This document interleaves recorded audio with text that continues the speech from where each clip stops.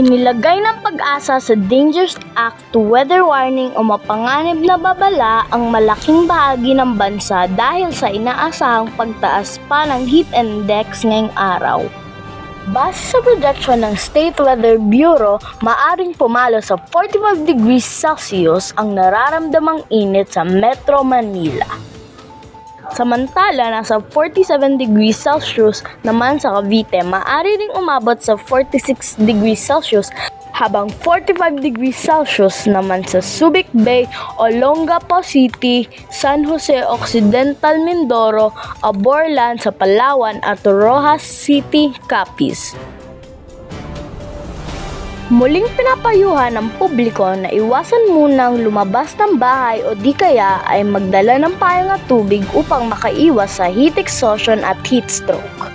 At yan ang balita ngayong araw. Ako po si Natalie Laika B. Arizala, ang iyong tagapagbalita.